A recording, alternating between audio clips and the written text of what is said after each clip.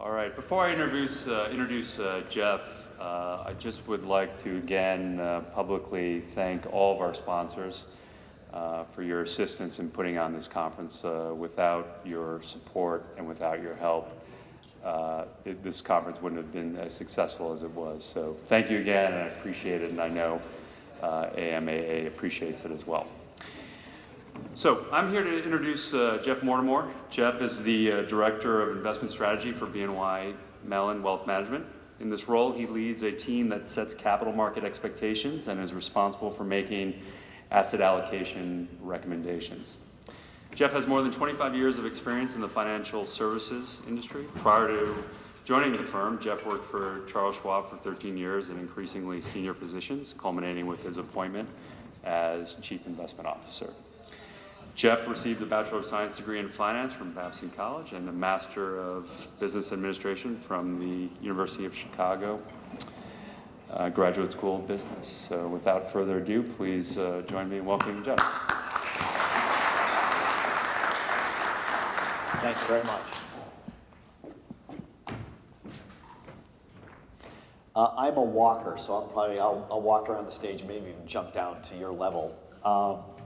I'm Italian, I have to use my arms or I can't really speak, so it's a trait of mine. You might be asking yourselves, what is an asset allocator doing at an M&A conference? And if I were you, I'd be asking myself the exact same question. So let me get into, I am within our firm, I call myself the so what guy. I'm not an economist by training, I'm a money manager. And I was hired 3 years ago in this role after interviewing with 18 people because they wanted to understand how I would change asset allocation around a business cycle.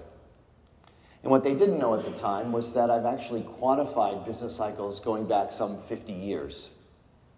And because I've quantified them in such detail, I'm able to overlay any set of data onto the business cycle and to determine sort of when things happen, when they peak, when they trough, when they're gaining share and when they're losing share. And so what I'd like to do today is take you through not sort of my economic outlook, because those, talk is cheap, but instead to show you my methodology for how I look at business cycles, and then overlay on top of that M&A cycles. And as you advise business owners, you can talk to them probably in a different language, because I have no axe to grind. Investment bankers, of course, always want business owners to sell because that's how they make fees. But for me, I looked at the world through the public markets and what are they signaling to business owners and multiples, and when should one sell one's business and when should potentially one hold off. It's interesting that I am, of course, trying to look into the future. It's a very difficult thing to do. Yogi Berra, I think, had the best quote, predicting's really hard, especially when it's about the future. But I have learned that the farther that you can look back, usually a lot of times the farther you can look ahead. But sometimes even looking ahead isn't enough. So I'm going to ask each of you, let's go back mentally to June 2008. Okay? So we'll go back 7 years and think about predictions back then, that we would enter a financial crisis, that we would eventually recover from it, but have a subpar recovery from that in the US. The Eurozone would be going through amazing issues in the next 7 years, culminating with the potential for one of its members to be leaving and defaulting on their debt. The Middle East would still be in turmoil with new groups such as ISIS sort of forming, Iran being more and more powerful as a nuclear power. Russia would invade the Ukraine, annex Crimea. So, let's just talk about all these geopolitical issues that would be going on. And then how many of you would say that the market, under that whole backdrop, would be near all-time highs 7 years later? And I bet no one in the room would sort of raise their hand. And also that M&A activity would be as strong as it is under that backdrop. So even if you can predict going forward, it doesn't necessarily mean that you would give the proper advice, because a lot of times how markets react are very different than what the outcomes are. So what I want to do is present to you kind of my thinking process, my thought process for how we position client assets through that turmoil, and also, again, then tie it back to your world and M&A activity. So what you see to my right is the basic economic cycle. A trough is at the bottom, expansion's up the left-hand side, a peak is at the top of the page, and contraction is down the right-hand side. These are economic markers in general for what you should be paying most attention to depending on where you are in a cycle. So at a market trough, you really must be paying attention to the unemployment rate. All other factors mentioned on CNBC and other channels, and I am part of the problem. I've been on CNBC over 100 times. By the way, the price of admission to get on TV is 3 stock picks and how the market will trade for the next 90 minutes. Okay, I am not kidding. Maria Bartiromo asked me at 2:30 Eastern in the afternoon, Jeff, how do we trade into the close? I'm looking at her like, wow, that's amazing. We're now down to 90-minute trading, right? That's what's important to us now as investors. Incredible how our time horizons are shortened. At market troughs, the unemployment rate is the most important thing because it will change direction. It's a lagging indicator, but it's deadly accurate in its ability to tell you economic direction. From there, commodity prices rise. They, to me, are the canary in the coal mine, and they all rise together as the global economic engine begins to catch gear. Inventories decline, profits accelerate. M&A activity then begins to take place as capital expenditures, IPOs, all these things are mid to late cycle phenomenon. Enter now from stage left our bull market killers, rising inflation and rising interest rates.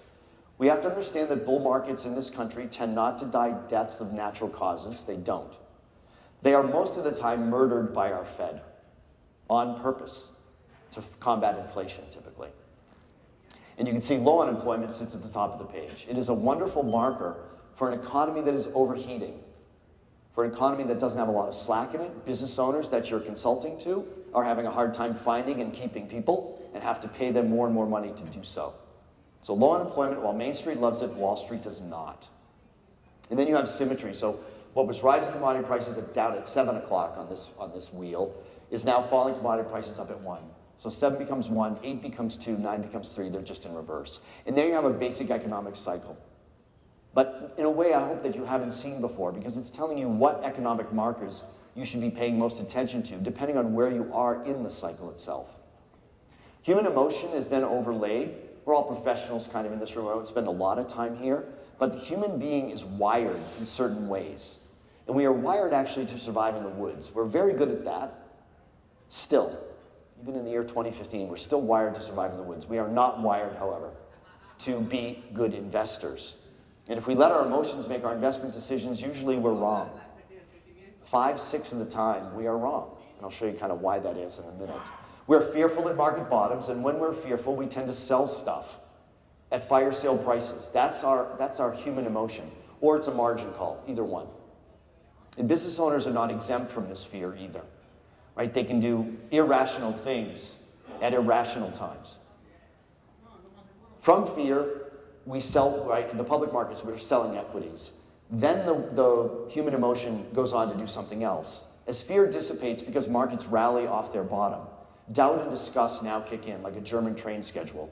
We're disgusted that we sold our stocks at the bottom, but we doubt that the rally is real because Maria Bartiromo just came on TV and told me that it was a dead cat bounce. So I don't have to buy back yet because it will come back down to the level that I sold. If I want to get back in then, I can. Wall of worry is overused on Wall Street. Here you see it black and white. By the way, this chart was created by me in my office in San Francisco in 2002. 13 years old now, not a word has changed on this page. It didn't know about the financial crisis. It didn't know about the bull market of 2003 to 2007. So it just sort of sits here.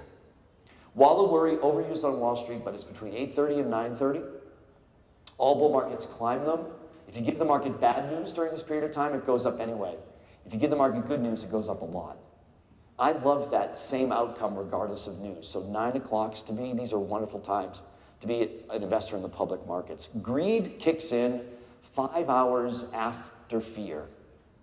In real time, it's about 5 years, 4 to 5 years, and markets have gone up between 100 and 150% without us in them emotionally.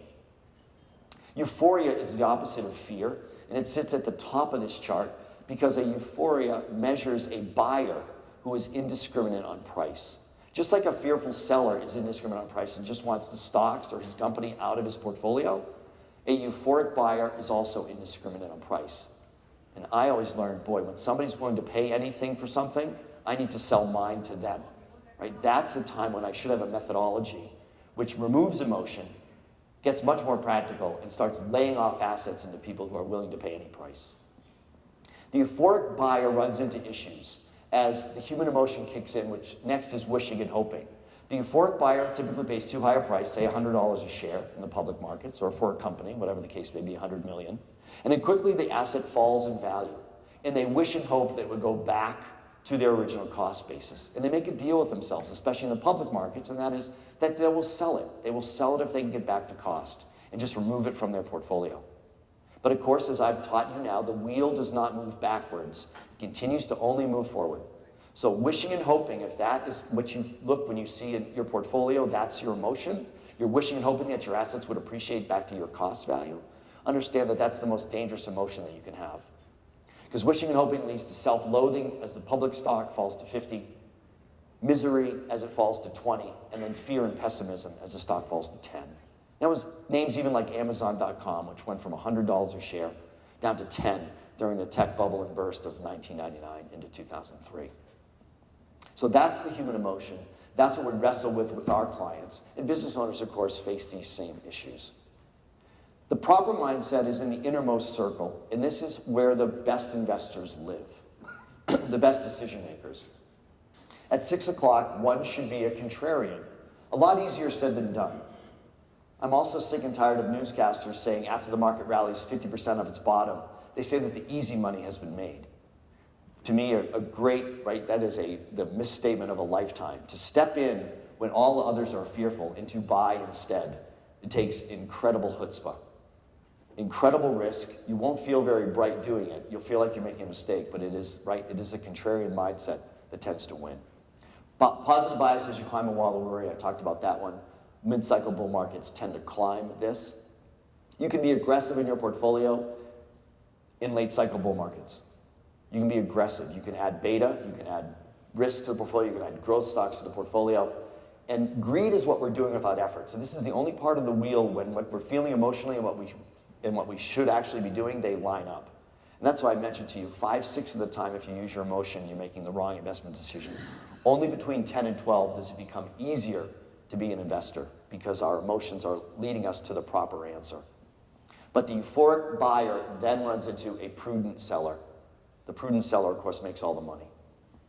And finally, you can see here that bear markets take place in either 1 or 2 stages. The prudent stage, as I call it, which is 12 to 3. And then there's a capital preservation stage. Bear markets tend not to begin brutally, but if they are dual stage, they end brutally. The worst part on this wheel is 3 to 6. Markets go down sharply, 6 to 12 months in length, 20 to 30% negative returns in the S&P if you do get a 3 o'clock signal that leads you to 6. So, what does all this have to do with M&A? Because this is just what happens sort of in the public markets and how human beings respond to them. So what I was able to do, as you heard in the introduction, I'm deeply quantitative. MBA from Chicago, I'm a CFA. If you go to my office in Boston, it's actually all numbers, right? While I worked a little bit on this color scheme because I wanted it to look pretty, understand that there are 4 models that go underneath this instrument.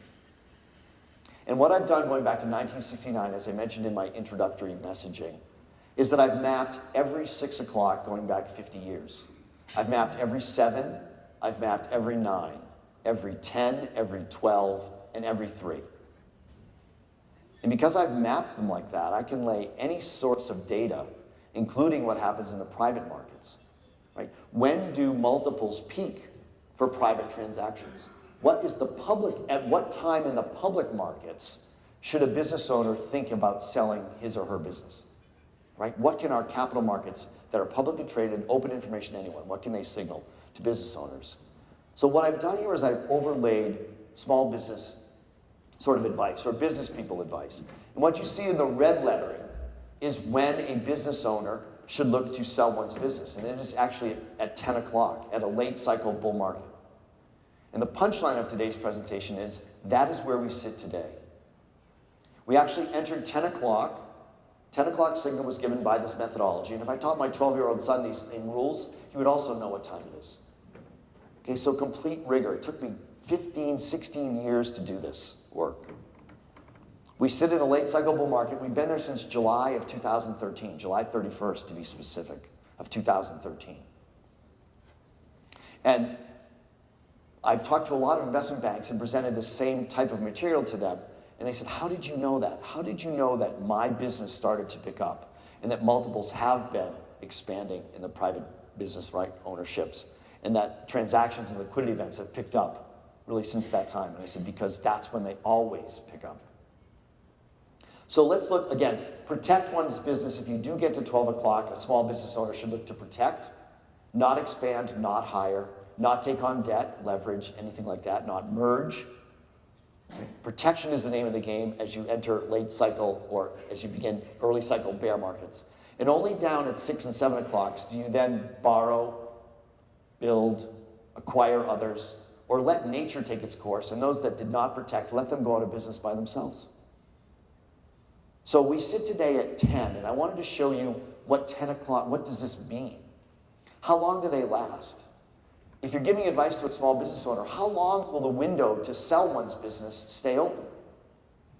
So what I've done is I've mapped every 10 o'clock going back to 1969. The left-hand side of the page looks at how long do they last. And by the way, all 10 o'clocks, they have a downside to them. They all end at 12.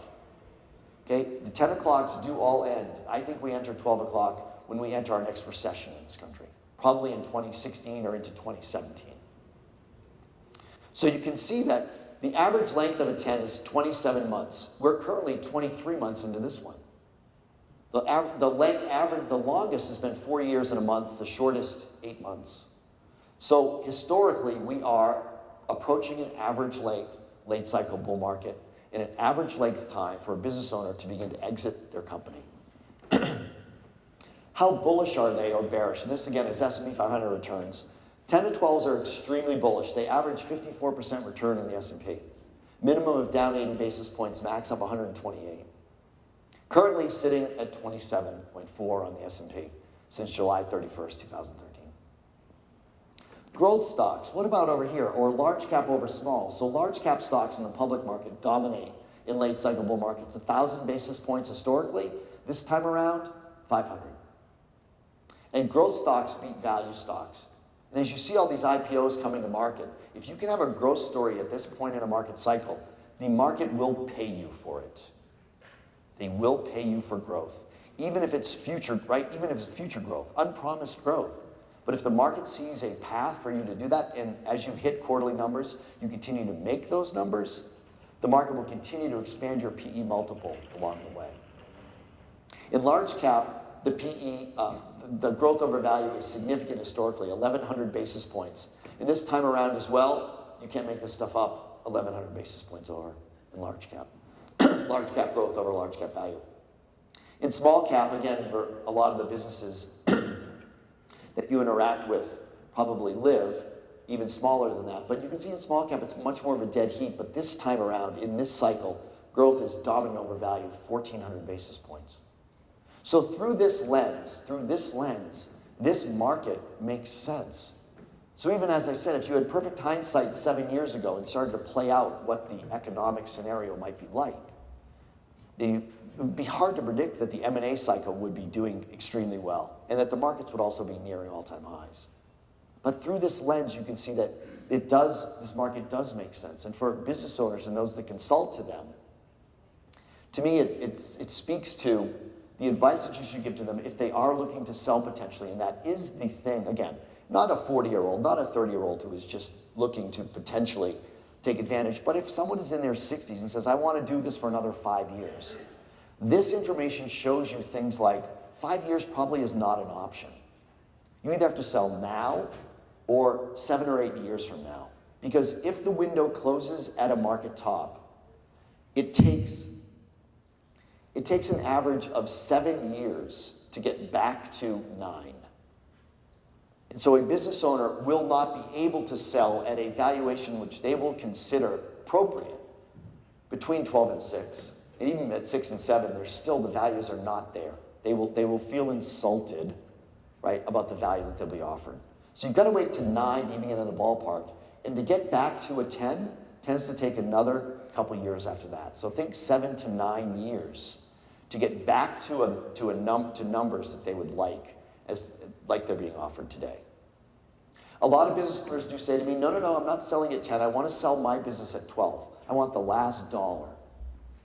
I caution them to please be cognizant of doing things like that, because your ending is someone else's beginning. And they're going to be looking out into a recession.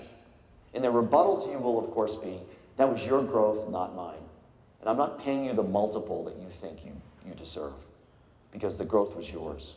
So I say to people that you better grow your earnings, because your multiple between 10 and 12 will begin to collapse. And at 12 o'clock, even looking at October of last year, if you have that type of memory, October of last year when our public markets corrected 10%, what I was told by talking to people in industry was that the M&A market also dried up very quickly. The window can shut very quickly at 12.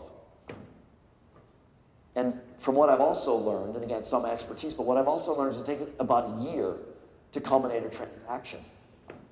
And so if a business owner is thinking about doing it, we now better have a more than average length late cycle bull market in order for that window to stay open even for another year. So again, the advice to people is don't dawdle if you're thinking about selling. It's imperative, and again, I have no axe to grind, because once 12 o'clock hits, once a market top hits, history says that multiples collapse and business owners stop selling, basically. Right? The bid-ask spread gets wider, and there are really no buyers at prices that sellers deem appropriate. And so you run into that issue. It can be fast, it can be for multiple reasons, right? There's so much going on in the world that this wheel really doesn't know, right? We haven't even discussed the issues in China, or the issues in Greece, or the issues in Puerto Rico. I mean, all these things are sort of bubbling up along the surface, and yet this thing is immune to them. It looks at much more greater economic cycles and things like that. In 10 o'clocks, right, late cycle bull markets, they're volatile. And so you even get volatility, I think, within the M&A market and what people will pay for companies. And you get maybe some on again, off again. Even companies that decide to IPO, a lot of them then back away. File their S1, but then don't come to market. So I think it's imperative that we all understand kind of what's transpiring. Thanks. And what advice we should be giving our clients. The other thing about me, I am neither bullish nor bearish innately. People say, oh, here comes Mortimer again. He's always been bullish. I've been with the firm for 3 years, and I've been bullish since I've got here. And to me, it's all about, I just want to be right. I just want to understand what's happening in markets, what they're signaling, and then take that data and present to as many groups as possible. And infiltrate and give proper advice to our clients. A lot of our clients, of course, are business owners. And when they sell, they must make that transition between business owner. Now they have to move to investor, and that's where we also come in. For small business owners to make that leap can be difficult. They understand their business. They understand it's not volatile. They don't see the price fluctuations that they see in the capital markets, the public markets. And so we have to work with them also to make the transition, because selling at 10 o'clock also means that you become an investor at 10 o'clock. And for some of them, it's, oh my gosh, it's so late. Right? Why would I be an investor when a market top may soon be upon us? So we work with them very closely to help them through that transition as well.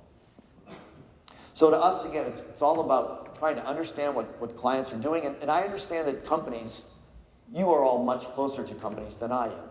All companies have idiosyncratic issues. Some lead the economic cycle, some trail it.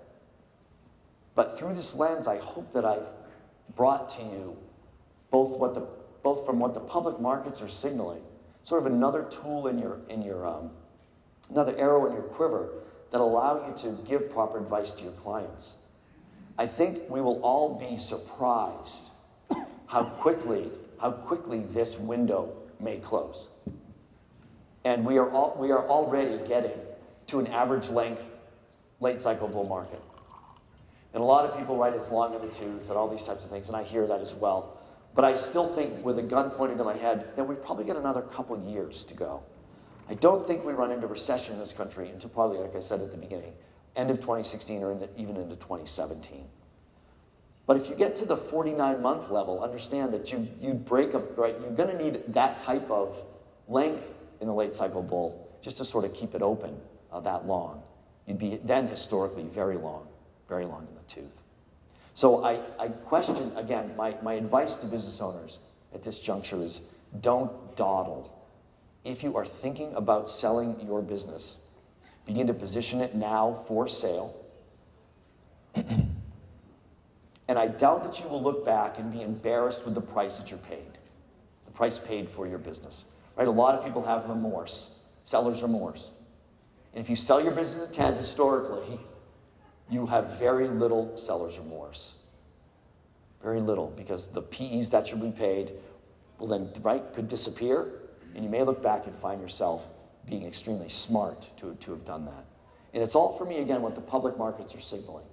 Because all I've done is I overlaid, right, multiples data on sort of the cycles that the stock markets go through throughout time. So I hope, again, it gives you some information as to the current status, when it started, and when we think it unfortunately might end or will end. Now, I do think I bring some good news, and that is that we have all lived through a lot of dual-stage bear markets. We went through 2 dual-stage bears in 2002 and 2008. And so a lot of people think, well, if we get to another 12 o'clock, then we have to suffer another 50% decline in the equity markets, because that's what 12 o'clocks mean. That's what we've been conditioned to think. So I'm here to present some good news, and that is regularly, throughout history, 12 moves to 3, 3 to 6 is skipped, completely omitted. 12 3-7s are very common. And I think we don't get another dual-stage bear market because we have 2 of them in 6 years. They're supposed to happen once in a generation. And because they happen so close together in the volatility scars that we all have, I don't think we get another dual-stage bear market, another 50% drawdown in my lifetime. I'm 52. I think we get very tame bear markets in here, moving over to 7 o'clock and then allowing, right, the markets to sort of push up from there. So that's sort of good news to the entrepreneur who's thinking about selling now, lets the window close on them. That maybe it's not a 7-year wait, maybe it's a 5 or 6 year wait, but it'll still be some time before that confidence is reinstilled in markets and that people are willing again to transact and buy businesses.